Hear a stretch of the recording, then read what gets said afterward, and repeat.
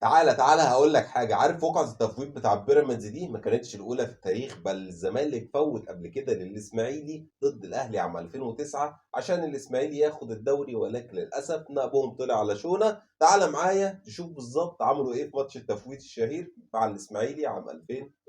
ودي أول تفويتة معانا في ماتش الإسماعيلي والزمالك عام 2009، وده أسيست عالمي من مدافع الزمالك لمهاجم الإسماعيلي زي ما أنتم شايفين. والله العظيم لو هو بيلعب معاه في نفس الفرقة مش هيعمل له نفس الأسيست ده بالإتقان والقوة دي. اسكتوا على كده عشان ما يقولوش بقى هم مكوسينها وخلاص، لا لا لا أبدا. تعال بص كده المهاجم وهو بيشوط الهوا وهو انفراد رسمي فهمي نظمي جوه ال 18 والراجل بيشوط الهوا ولا اجدعها لعيب بيسبول. ايه يا راجل اللي انت بتعمله ده؟ طيب اتقن الدور شويه عشان يدخل علينا، عشان ما نقولش ان انتم مكوسينها. مش عيني عينك كده وبجاحه ويعني حاجه اخر قله ادب. تعال شوف بقى التفويته دي احلى واحلى واحلى. عرضيه ملعوبه كورنر والكوره نزلت للمهاجم. بص مهاجم بيستلم بمنتهى الاريحيه، يعني ناقص يجيب كرسي ومكتب ويقعد ويعزم براحته وبيعمل اللي هو عايزه وبيشوف براحته رغم وجود 8 لعيبه من الزمالك جوه منطقه الجزاء. في حاجه يعني مثيره للسخريه والغثيان في نفس الوقت. تخيل ان ده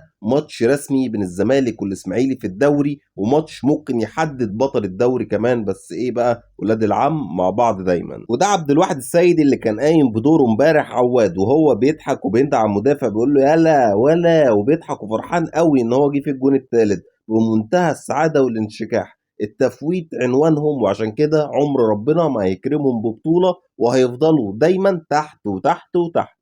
هل انا بقول اي كلام وخلاص ويعني بتهمهم بالباطل زي ما هم بيقولوا؟ لا يا حبيبي، تعال اسمع القائد بتاعهم والراجل الملاك اللي اسمه حازم امام وهو بيعترف بده بنفسه. يعني غصب عنك انت كواحد بني ادم مش هتبقى عايز واحد بينافسك هياخد الدوري. ده شعور اللعيبه ممكن، فمش هتلاقي نفسك بتموت نفسك، هتلعب لكن مش هتقتل نفسك. صح. في ناس يقول لك طب الاطراف اللي كانت شغاله في ماتش الزمالك والاهلي مش شغاله ليه في الاسماعيلي؟ نادي متعود على التفويت من زمان جدا، ولكن المره اللي فاتت نقبهم وقع على شونه، وللاسف للاسف للاسف ما قدروش الاسماعيلي ياخد الدوري والاهلي حقق الدوري برضه. والسنه دي برضه ان شاء الله الاهلي بطل الدوري رغما عن انف الزمالك والزملكاويه المفوتين الدوري ودرع الدوري زي ما كلنا شفنا باعترافاتهم باعتراف حازم امام. وبس كده، شير في كل مكان ووري الدنيا كلها مين بيفوت ومين ليه في التفويت. سلام.